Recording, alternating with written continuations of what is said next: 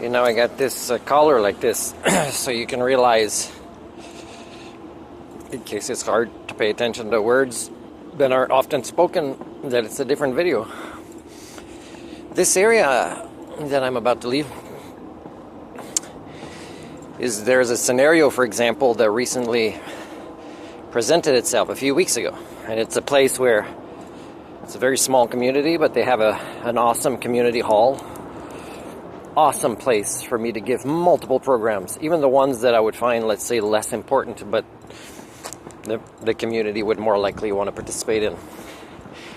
And supposedly there's a childcare worker in that small community, and supposedly, because I haven't confirmed all these things yet, she's a little bit overworked, and I haven't been able to find her information on the internet, and the person that's supposed to send her mine may or may not have done it yet.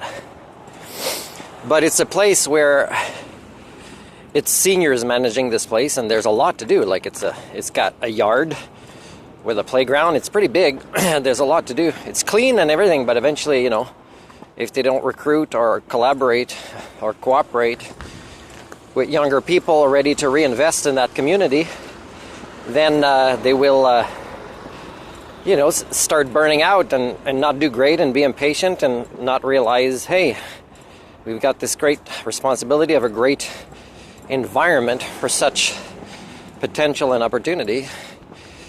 But, you know, I did my due diligence and I haven't gotten a lot of answers yet, and I'm still deciding to leave very soon before I get the answers. And the person that's been a buddy advocating for me the most has the possibility of saying, but Martin, you didn't even follow up with this one, which you say would have been enough to keep you in this area.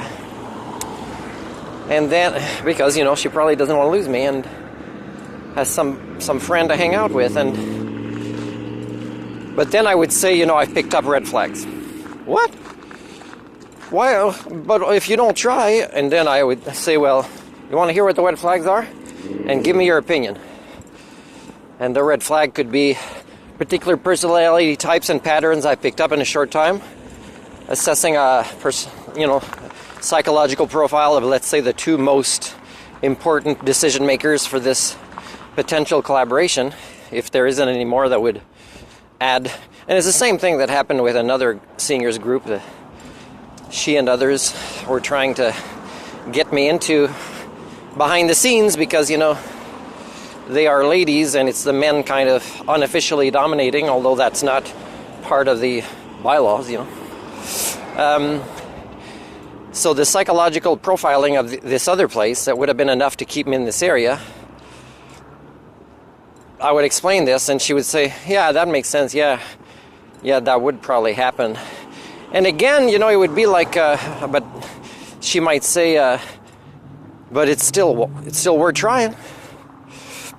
And then I would say, well, you agree with me and you want me to try, and it doesn't make sense for me to. And that's the difference with what, an HsD infected person would do, you know, because it's a form of mental illness that's linked to all others. It's really at the root. If you want to minimize all others that are growing, it's really acknowledging that concept I've been trying to teach you, HsD, because it's linked to all others. It's a global phenomenon in all cultures.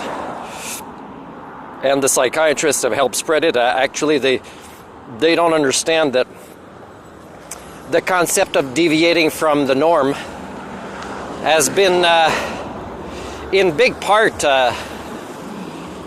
facilitated by them as a bad thing. Therefore, individuality,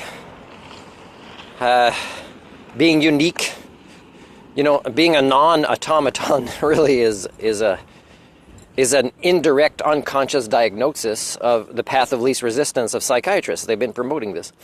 So yeah, I think somebody with mental illness would give it a try after what she and I would talk about. And even though people might say, you didn't stay here long enough. And that's their mental illness. That's their HsD.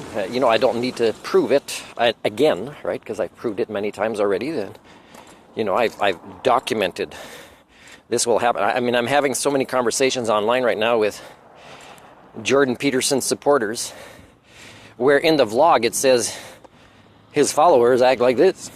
And then they write comments, and it doesn't show in the first one, but then I respond, and then, you know, second, third, fourth one, it shows. That's exactly what I said in the video that his supporters do. And they want to praise him for being a great person to learn from. But what have they learned? They haven't even learned that I predicted in this video they would comment in this way, these unknown people I've never met. And then I just, you know, I could post these again more and more. I've done, and I can put many more. And this is proof of HSD, but it doesn't, you know, it doesn't seem to get in the heads of people that suffer from it. And of course, I know this. It doesn't mean I'm not going to document it as a form of therapy to protect myself from HSD and protect my sanity and my ability to use reason and critical thinking. That's important, people. My biggest asset is actually, if you evaluate for just my biggest asset, and everybody that's alive has this asset, is I'm the richest person I know. I know personally, I mean, I'm not saying I necessarily am in the entire planet, but when it comes to a good balance of different types of intelligence, resiliency, stability up here, you know, an Homo sapien operating system, I would say I'm pretty rich, except, you know, I don't want to use that concept. I would say I'm pretty successful at being born as a human, is the best way to say it. If we're born as a human, and how to evaluate for success is how this is doing.